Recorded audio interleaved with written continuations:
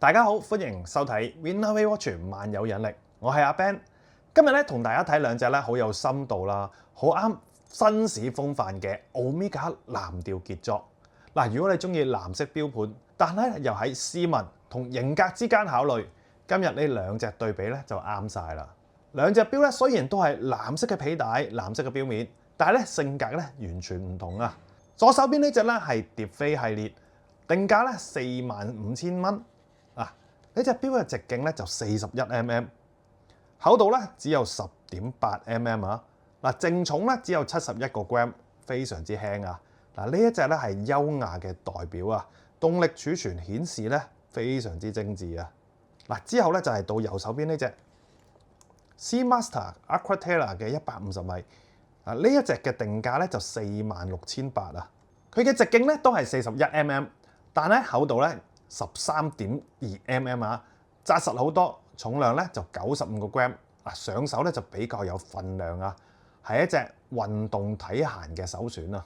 兩隻錶嘅公價咧相差1,800蚊，到底點揀好？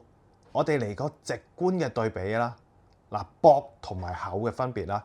嗱，如果咧你成日咧都會着呢個恤衫啦，蝶飛呢隻咧就會薄好多。嗱，如果你中意啲有份量感，Aquatera 呢隻咧上手嘅感覺咧會比較強啊。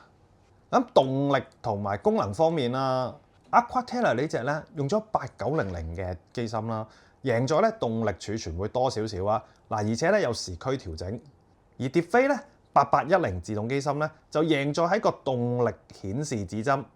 嗱，細節控咧就必備啊，有翻個 Power Research 喺度。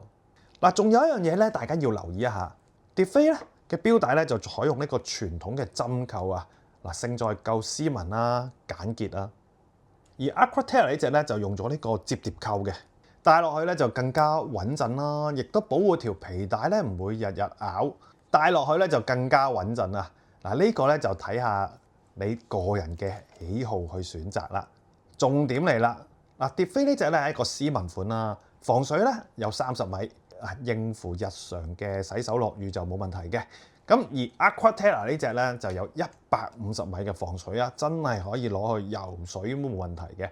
咁啊，兩隻都係皮帶錶啦，都唔太建議大家落水玩㗎啦。呢兩款藍色誘惑，你會揀斯文到極致嘅蝶飛啊，定係揀隻動靜皆宜嘅 Aquatera 咧？嗱，歡迎咧喺留言度話俾我知啊！嗱，如果想試下佢哋嘅重量感啦，歡迎咧嚟我哋尖沙咀門市揾我阿 Ben 傾下錶經。嗱，中意呢條片咧，記得俾 like、share 同 subscribe 我哋萬有引力 Winaway Watch。今日嘅介紹就去到呢度啦，我哋下集再見，拜拜。